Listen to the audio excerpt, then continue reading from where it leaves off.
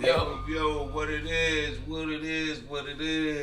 blessed with the God, aka loaf to the fucking bread. You know, potato bread peas, aka Idaho peas. Yo, we on the Bread Talk Show. We back. What it is, Let me sit up, man. You know? What's going on, man? Let me sit up. Be back at ya, you know. Yeah, You know what I'm saying? ain't about nothing. What's good? Back, man, you know? Very back. Get back to talking to y'all, man. Having some real fucking combos. Yeah. I don't think we should waste too much time. I mean, the Cowboys is winning. I'm happy. Mm-hmm. The boys is winning. I mean, I still feel the same way about Jerry Jones, but it is what it is. Yeah. Absolutely. That's my coach.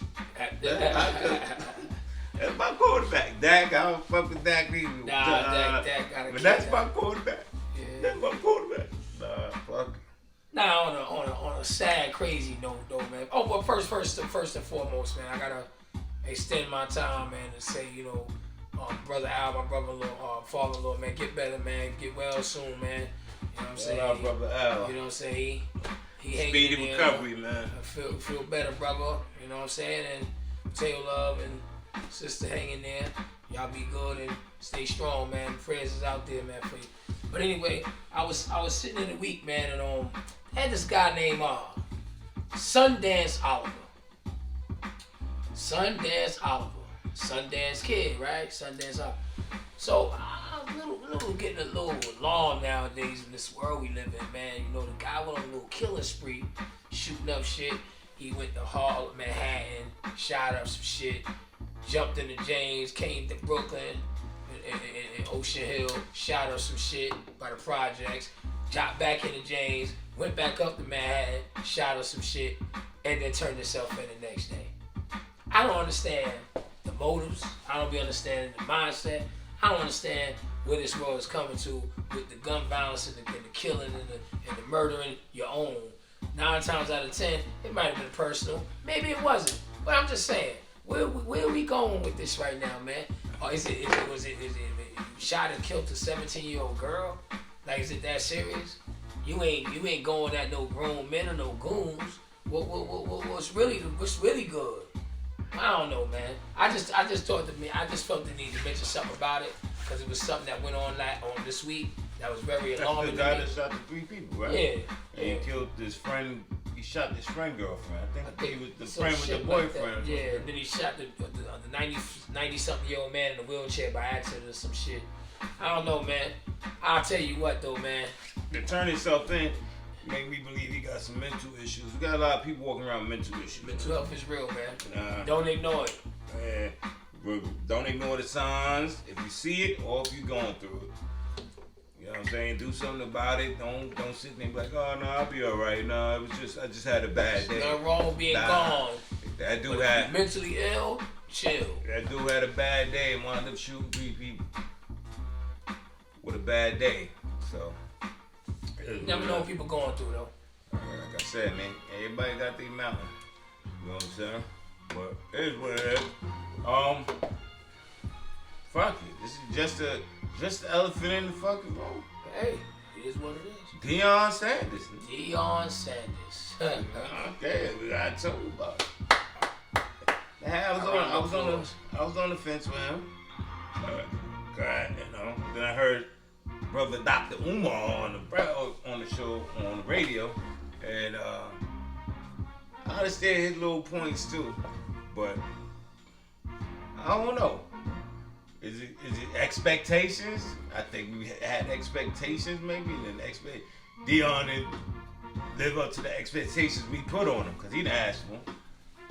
We go back to shit we said, like expectations, man. You put expectations, you're destined for failure. With your failures, it's your feelings, man. You get your feelings hurt. Absolutely. For expectations, man. Nah, listen, man. Sometimes expectations lead to disappointment. We actually spoke about that before.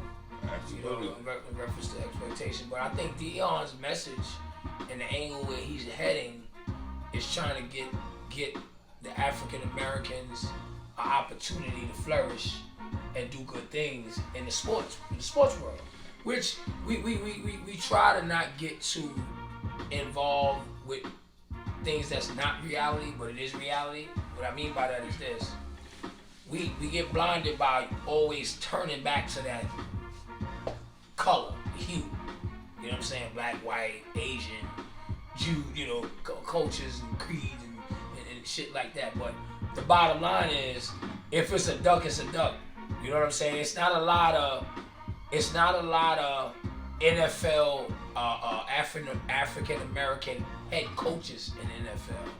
They may be coordinators, that's their defensive coaches and shit like that. But I'm talking about actually running the helm, like actually in charge.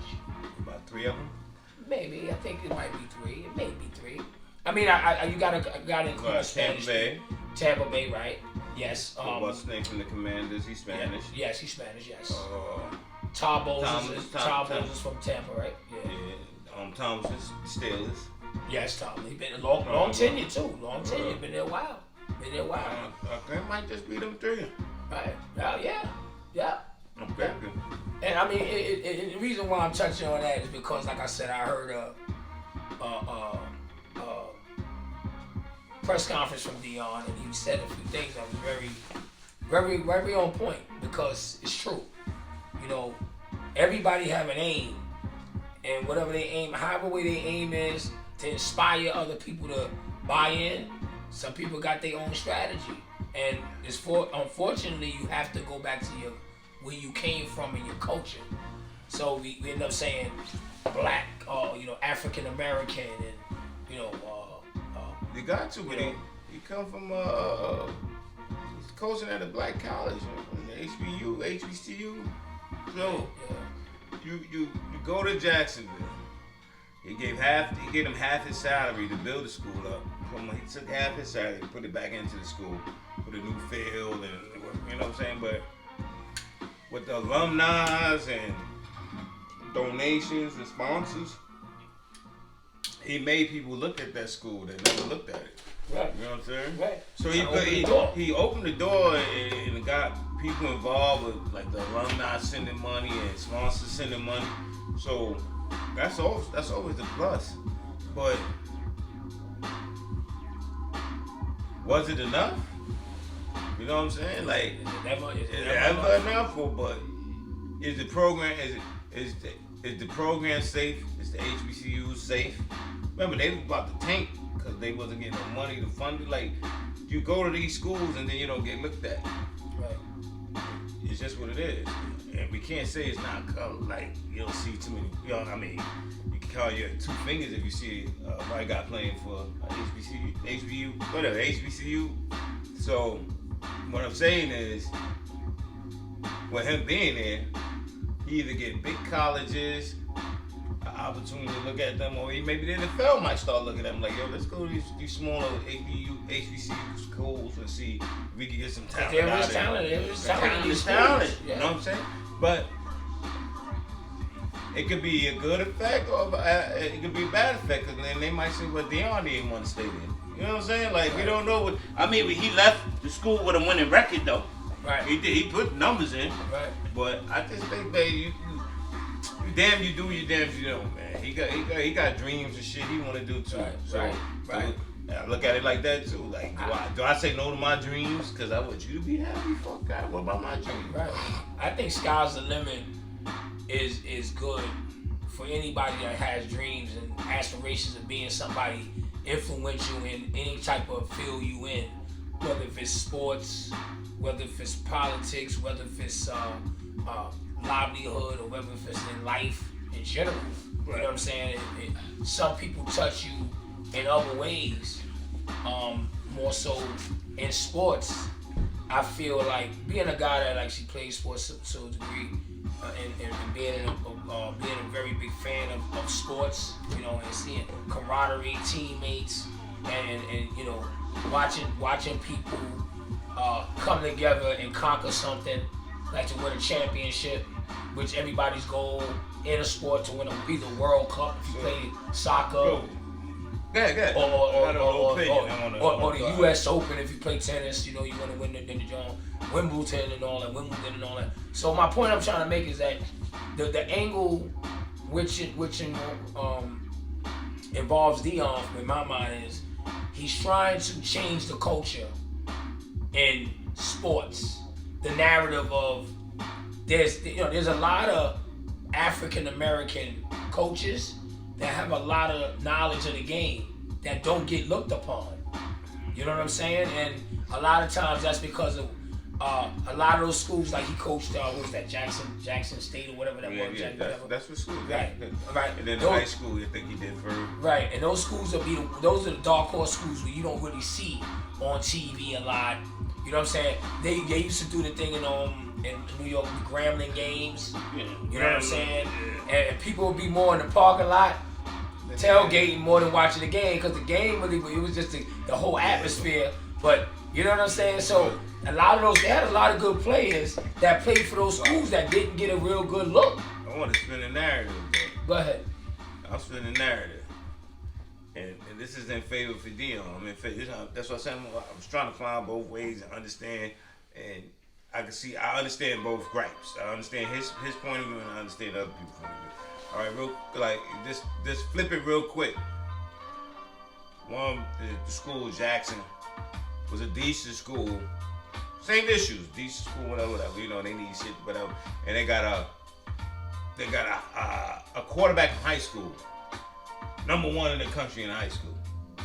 And he coming to that school winning 2 championships. He's like a certified star, Willie Beeman. He any given Sunday, he Jamie Foxx. He cleaned up, doing commercials, everything. He brought the school all the way up because he just had charisma and everything. And then Florida State said, "Yo, come over here," and he leave. Will he hold the same burden that Deion hold if he left? Because Deion left. He brought the same attention to that school. He drew players there. Dudes from high school like, nah, I want to go play with him. He know how to win. And then he jumped up to Florida State needed him. FSU wanted him, and he blew out. But he be held at the same accord as Deion, who brought the school up the same way. And when his calling came, he blew out. I think for a player that you described, that's talented, had 2 good strong years, and actually changed that program, that culture, and then blew out. Yeah. I think that it was more so him making a decision for himself to better his career and his future. So that's what I said. It's no different than Deion did it. Deion did the same thing. But I think Deion did do the same thing. But I think the difference with Deion Angle was, I think, based on what I'm listening to and watching, he put the school on the map. Led opportunities for someone else to come with the school in place, and then he blew out to a higher, more mainstream program, top-notch program. That's the same thing I said the quarterback did. He drew in players. Right. He got dudes from JUCO school, junior college dudes going to Jackson, like, I want to go play with him. Dudes coming out of high school, like, I'm number one in the country high school. I want to play with that quarterback. He know how to win. He got swag. He bringing endorsements in. He turned the school around. Now they put money into the school. And if FSU come in, he be like, yo, you know what? This might be my best chance to go over there and be in a big time school and be a black quarterback. I might, you know what I'm saying? I might get in the NFL. But I brought attention to the school now. Now I got the young brothers under me, might be like, yo, I want to be like him and play in that school too. But I think a lot of times when these guys make these decisions, they don't come overnight. So a lot of times they already know that particular team was knocking on the door. So a lot of conversations happen. Same with Deion. Right. So it's other things that get put in place behind the scenes that we don't see, because we only see what they show. But I'm quite sure Deion, had a powwow or conversation with the organization, letting them understand. It's just like a job where you tell them, you give them your 24-hour notice, or you give them your 2 weeks notice that you're about to make another decision, make a move. A lot of times that's business aspect shit. You know what I'm saying? So I think, and the crazy part is, bless you, it happens in sports all the time, especially in top-notch sports, where top-notch meaning you got high programs. Like you got a guy that, let's say a guy like in the NBA, right? Steve Clifford was coaching the Hornets, right? Got released or whatever, got fired, whatever. Went to Orlando, coached, and then got an opportunity to leave Orlando after he got fired for Michael Jordan's organization, and he went to Orlando. Did decent over there with the newcomers over there and rookies and all that, and then went right back to the Hornets now. So a lot of times it's like, well, damn, they got rid of him. He went over there, started getting to it, building over there, right, making decisions, doing shit, and then blew back over there. So it's the same premise because now players are saying, I might have came over there to work with play for Steve, and he blew out. It's good business too. Well, if you do that, yeah. But if I came, I understand the kids too. If I came to that school because Dion in and they leave, yeah, he recruited me and you all that. recruited me. I came because you here. What I'm saying is, as long as Dion understand, he's not here to make everybody happy. He doing the best job he can for himself and doing what he need to do for himself. Then he all right. Making everybody happy not gonna work. Somebody always gonna have something to say. In the early '90s, there was a good friend of mine I grew up with. Salute to Lavelle Sanders. He coaches at Binghamton University. He's head coach of Binghamton University. I'm proud of him. He did a good job.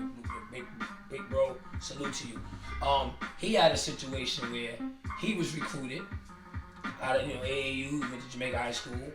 Recruited out of AAU, Riverside Hawks, and he was recruited by PJ Carlesimo. Everybody that don't know who PJ Carlesimo was, that's the infamous Latrell Sprewell choking in Golden State. He was the head coach at the time. He recruited Lavelle and to Seton Hall University. Lavelle signed with Seton Hall University, being recruited from PJ Carlesimo. And PJ left, and Blaney took over.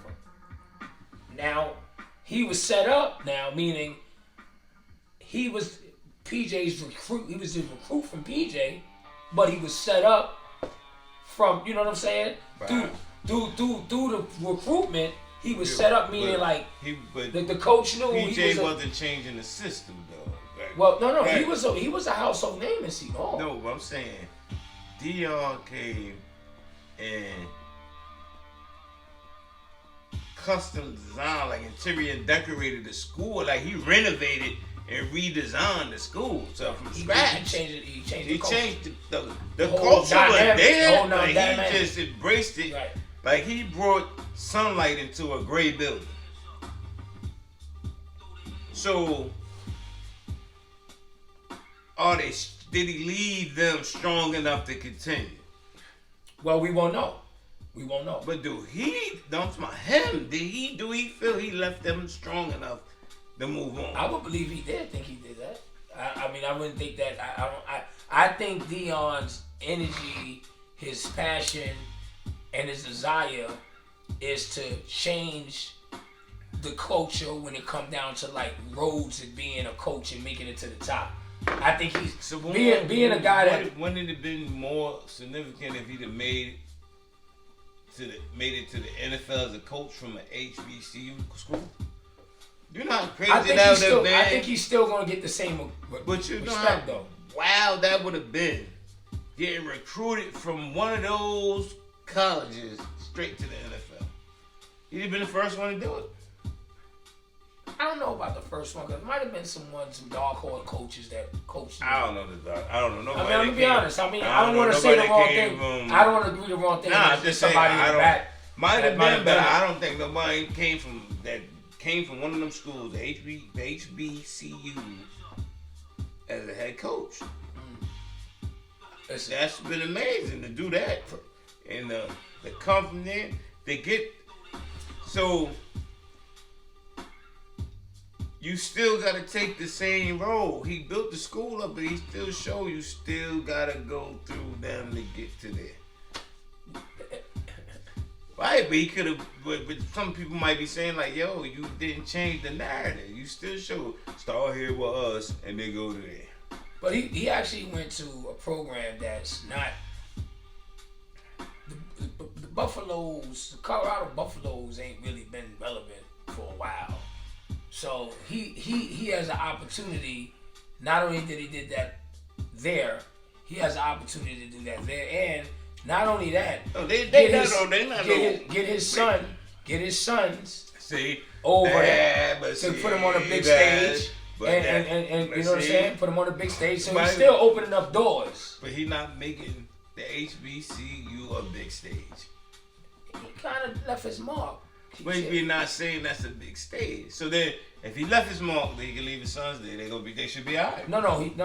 His sons was not. No. He wouldn't leave his sons there. His sons is not there yet. But I'm saying when he in the midst of what he's No, doing, I'm saying. he's gonna bring them. No, back I'm just where saying. he's at. He's Maybe not gonna- won't he leave him there? Maybe he might feel like, yo, they good. No, they're not playing yet. They playing, but they're not in No, college. they in Jackson. Well, one of them on. Yeah, the quarterback. My son playing quarterback. The youngest son. The quarterback. The older son, I think, is a safety or cornerback. Okay. He was playing with Jackson. Okay, so all right, so eventually what's going to probably wind up happening? They did now. They didn't confirm they coming to Colorado, but I would have very soon. If he left tomorrow, they can stay there. They should be. Yeah, maybe so. I'm just I'm assuming. saying that was that. Yeah, like I said, mean, because I understand both sides. I understand it wholeheartedly. I understand what Dion did. It's my family and me. I gotta tell you, I'm gonna pick my family and me first. Because at the end of the day, man, it's chess pieces, it's moves. People make decisions, and they, like I said, it's conversations that go on behind the scenes. We as people that's not there, we see it for what we see it as. But I'm quite sure there's some type of something in there that's gonna come right back to the beginning of what was At the going end of on. the day, he is a grown man with family, and he made the best decision that he felt he needed to make for him. He didn't wake up and ask to be the leader of everybody. He ain't asked to be the most influential guy of our culture. We put that on him. He didn't wake up and say, I'm going to Jackson and everybody follow me. So salute to Dion from me. So let me. Good decision. That was a man move. You did what was best for you, and all the best wishes. So let me ask you a question in the midst of what you just said. I gotta ask you a question. This is a way of life too. You don't think Dion being who he is and watching him play when he played and played two sports and was good at both of them and great at his craft. You think him being a leader and making that decision, being a leader, I'm quite sure he knew it would come with some scrutiny. Mm-hmm. I'm quite sure he knew it would come with some type of doubt. People be yay and nay or whatever. What I mean is about making a decision to do what he did, right?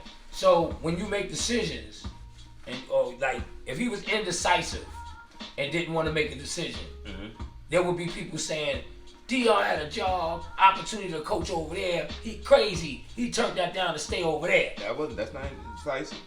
No. I'm saying.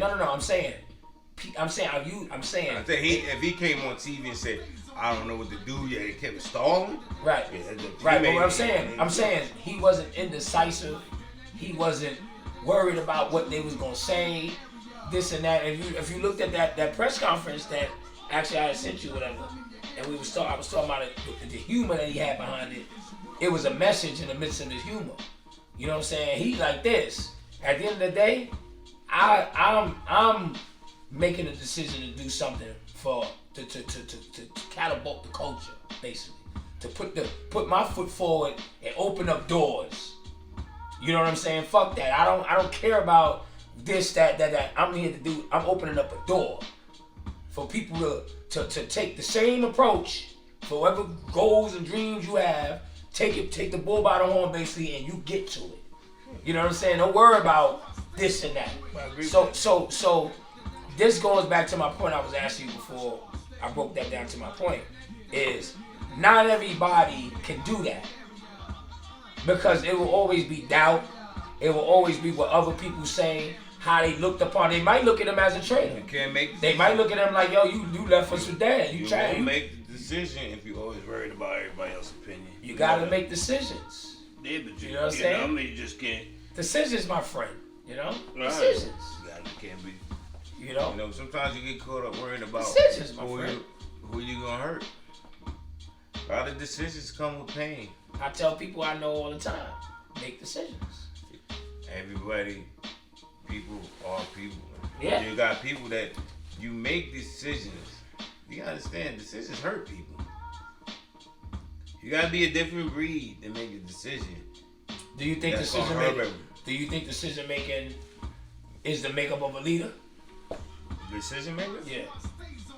when you're a leader, you think that you should have qualities of a decision maker when you're a leader, or No, because you can make stupid decisions all the time. That mean fuck a leader.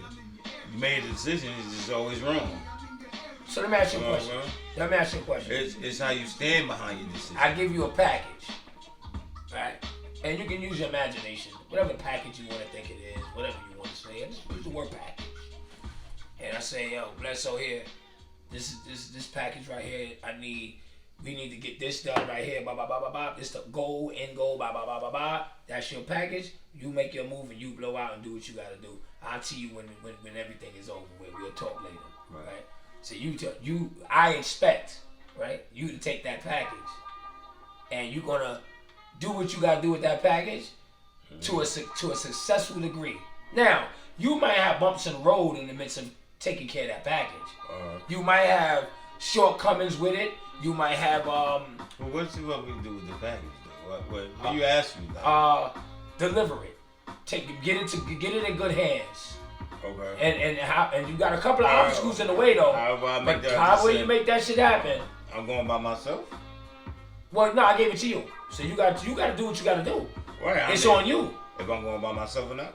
Right. You can. I didn't ask. I didn't say. That's not if you. No. You're in charge of that package. Right. So the goal is to get to that end. So Right. you're gonna go take that package and blow out. Right. Okay. Now if you, what I'm saying, all right, we could reverse it.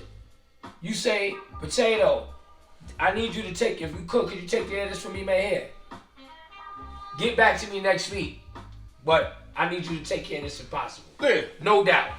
Right. I take that package. Right. And I get out there, you don't give a fuck how we get turked around, flipped Okay. upside down. When So I you come saying back to you, that you saying that's a leader? I took charge. I took you gave me something to take care of. So I'm leading this operation because you gave it to me. I got to answer to you because you gave me the package. If you didn't believe in me, you wouldn't have gave me the opportunity. Right. So now. So is it basically he's the leader? He's delegating the job. No. Jerry Jones give Dak Prescott the lead every week to get us to where we need to go. How the way you take the coaching staff the and coach give him the directions of what to do. right, but he's leading the helm. He's the leader. No, coach leads the team. He's the head coach, yes. Right. That's what I'm saying. You're the head coach. So as the coach, you gave me the ball. Right. No, I would like to use the coach. So the same scenario you say, I gotta make decisions like, all right, Dak, this is the play. I want you to execute this by. I don't give a fuck how they score or how they do it. You make sure you get that. Absolutely. But this is now that's different than saying, this is the game plan. I want you to go here, go down here, go this route. This is the best route for you. Go this way. You're lead. You're telling them to make a decision. Right. I want you to do this way. Now, right. Leading, right? Now, indecisiveness is this. Yo, I don't know. I don't think we should go that route. Damn, I think we should though. Nah, we could do that. No. You know what? Fuck that. Let's try that. Nah. No, you know what? Nah. They ain't worked the last time. Indecisive. You know what? Fuck that. Yo, go 10 yards. You cross. Yo, you go that way. Yo, I'm gonna shoot you up the middle. If something change, yo, I'll call snapbacks, and you know to go over there. You taking charge.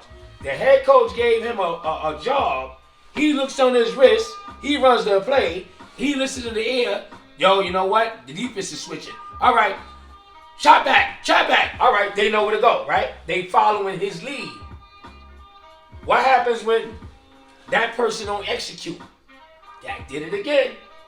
He ain't bring us. He fucked up. We'll never win with him because he's leading, right? Be a good leader then? He keep failing. If he gave it his best, but I'm saying he's a good leader. But if you're making decisions and you're making the wrong decisions over and over, then you can't be. So I give you an example. Because that's why we get rid of quarterbacks. All right, he couldn't win. I'll give you an example. You ain't the leader. I'll give you an example. The Jets quarterback, Zach Wilson, is not a leader. When they asked him about, he threw his team under the bus. He didn't take a leader takes that on the chin. However way he feel, he can feel all he want. He can go home with his old lady and be like, yo, this fucking CeeDee Lamb ran around fucked up, and that's why I threw an interception. But he ain't gonna get on TV and be like, oh, if only CD would have did what I told him. He gonna say, we just gotta execute better because he's a leader. See what I'm saying? So now, when I gave you the package and you came back and the package wasn't complete, do you say, being a leader, do you say, damn, Potato, here's what happened, man. Yo, son, this shit right here, yo, blah, blah, blah, blah, blah. Or you say, yo, I gave it to this fucking weirdo and he fucked up and now look, I ain't got the fucking package. But you was in charge of the package. Do you take the lead or you punt it? Yo, nah, this dude fucked up. It ain't my fault. I gave it to him. People do that all. That's passing the buck. That's passing the buck. Me, I would just, if I'm in charge. Now, if I'm in charge and they fuck up, that's me. I'm like, everyone, when it's good, it's good. When it's bad, it's bad. But yo, that's my fault. Now, Bread Talk World, you might want to know where I'm going at and what I mean by that. It's equivalent to what I was talking about when we were speaking in reference to Dion. Because Dion was the topic, but Dion was the topic because we're speaking about decision making and being a leader. You think Dion made that decision? I think he had something to do with it because he wouldn't have did it if he didn't want to do it. I don't know. He was offered the opportunity and he went for it. Maybe somebody behind the scenes told him that should be the best thing you should do. Right, because we don't know. He might have been indecisive. Everything's built on narratives, man. I think everything's narratives. Leaders like the luster and the shininess of that word leader is getting dull now because everybody think they're a leader. Everybody think they're a boss. Like the word boss don't mean shit no more. Yeah, I'm a boss. Everybody a boss now. Like, God damn, everybody a boss? Remember, that was something to strive for. That nigga could roll out of bed and do some shit on the internet in his name and now he a boss. Did he do shit to be a boss? Did he earn right to be the boss? I still think that you still earn that narrative, that point though. You can think whatever you want. But you gotta earn it. I'm gonna tell you why. All right, I jump out the bed tomorrow morning. I'm regular Joe Smoke. I got a couple $500-$600 and I ain't got shit going on, but I got $500 I hate myself, and I go try to open me a business. He boss now. He own the business. He a boss now. Now he can do what he got to do to make the business go the way it is, right?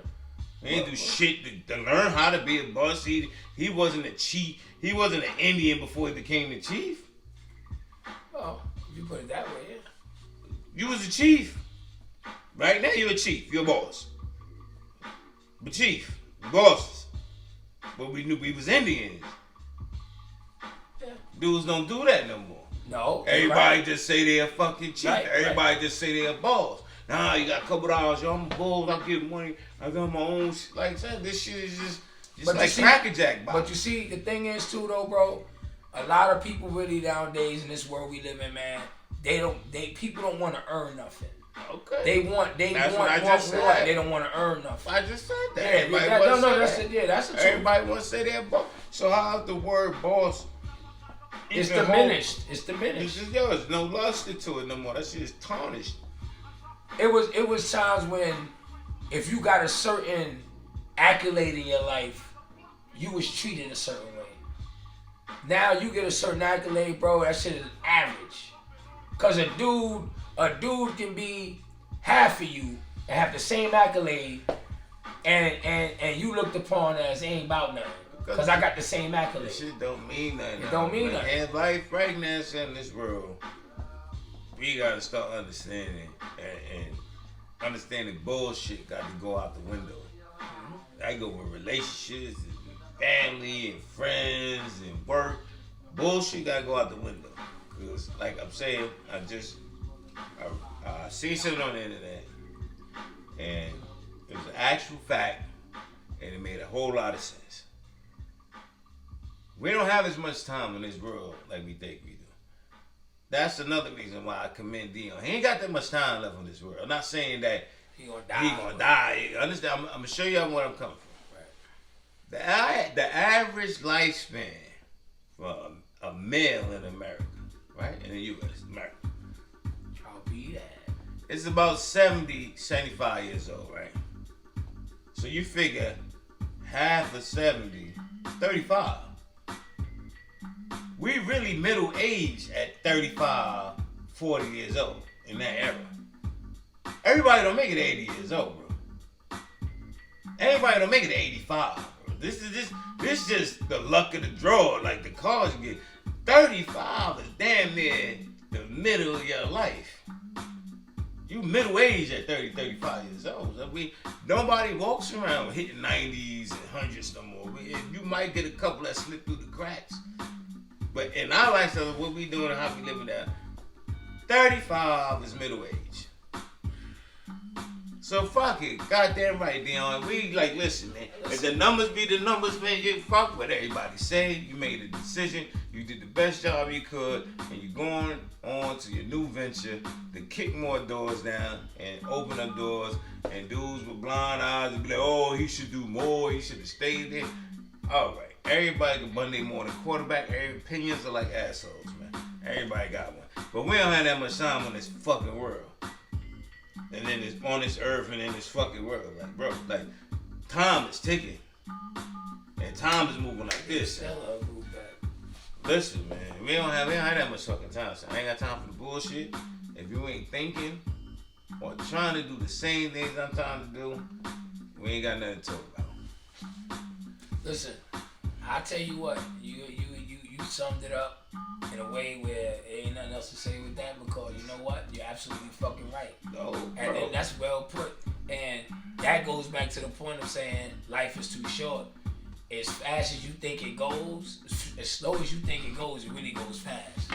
That's just speed. It's like a time zone and shit. Shit like Superman. Like a sand in the hourglass and shit. Faster than a speeding bullet. Word of Bubba.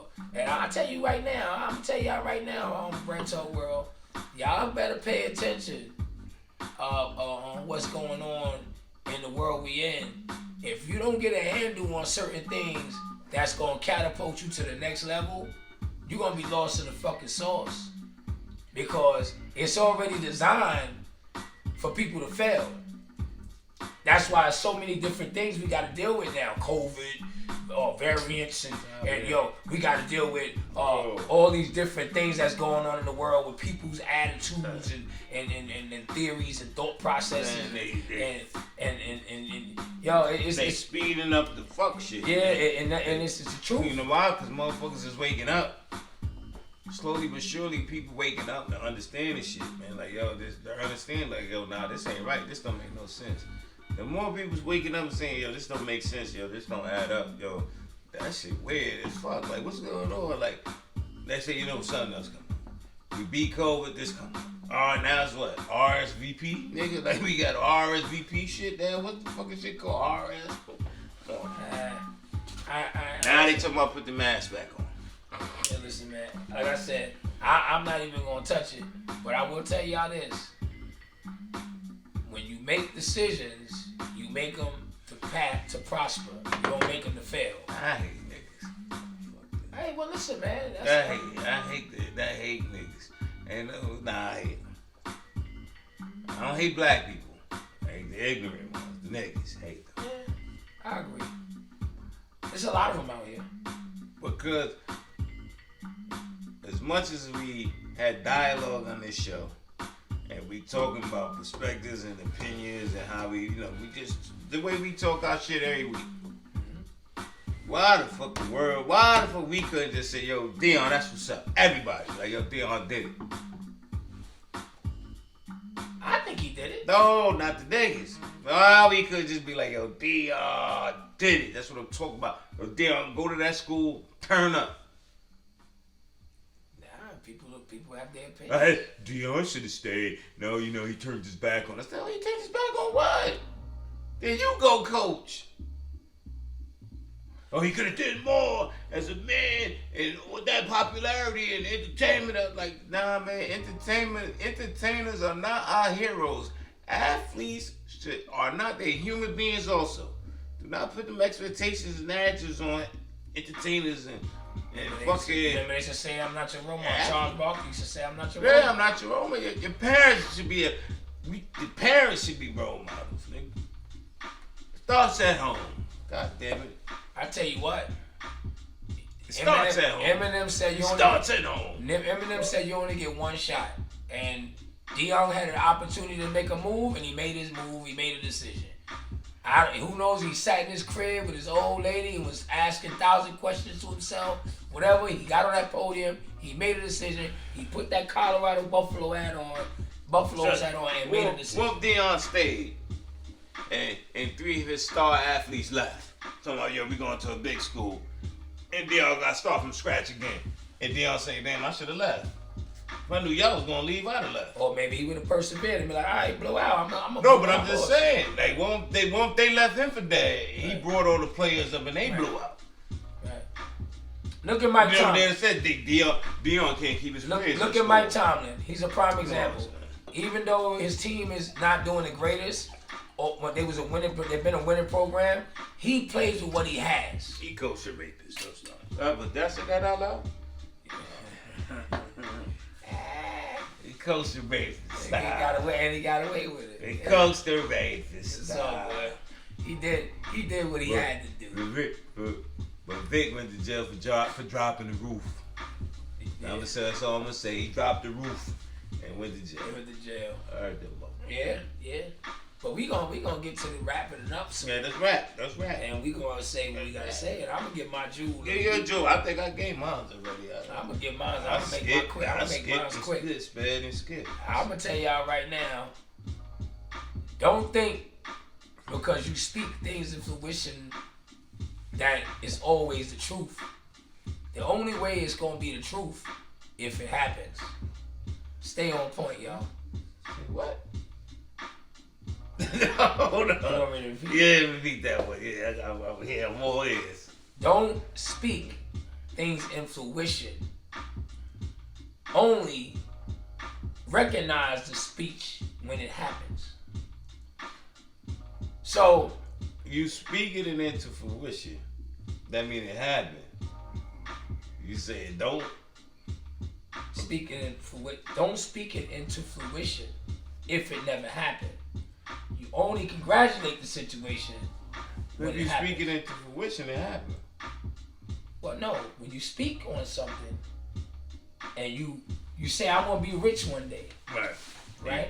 You wishing. That's not speaking in fruition. No, I'm going to be rich one day. Right. And you got to speak things into fruition, meaning it completed. But if it never happened. Right. Then you ain't speaking into fruition. Okay. So stop wishing upon the star unless it really happens. Basically. Fuck, the layman's term. Don't wish upon the star. Don't wish upon the goddamn star. Just get to it and make it happen. Don't fucking sit there and say, this is what I want to do. Just fucking do it. You're too goddamn cute. I'm sorry. Man, I was trying to Rubik's Cube, y'all. And they actually fucked me up too because I know for a fact I didn't say it the first time the way I said it the second time. Mm-hmm. But I meant what I said. Yeah. I understood what you said though. That's right. the point. And that's the world of being gone. You knew exactly what I meant. Only wanted to shout out to the Gone World. Gone World? Salute to y'all. That's my V for the Gone World. Though. Be good. Y'all know what it is. Y'all all know what it is. Nanu, nigga. Y'all all know what it is. Everybody that's gone, nanu, nigga. Monkey Mindy. Just do it and don't talk. Just do it. And it's gonna happen. Right? You believe you can fly, nigga. Yeah. You know anything can happen. R. Kelly putting out albums from jail, so. Well, I can't talk about that. It's at the end of the show. We out here. We gone. That's next time. We gone. We talking about R. Kelly album and single. I admit it. That was 20 minutes long. And you know what? Salute to those who still trying to make money off that poor man. Yo, till next time, Red Talk Show, man. Y'all be good, man. Y'all be good, man. Vibe. Leave comments, man. Yo, yeah, absolutely. I want to hear y'all thoughts about Deion, sir. Yeah. I think we should salute Deion, man. Y'all salute that man. You know what I mean? Prime time. Going down the history books. But we out here, baby. Y'all be good. Yeah. Good to see y'all.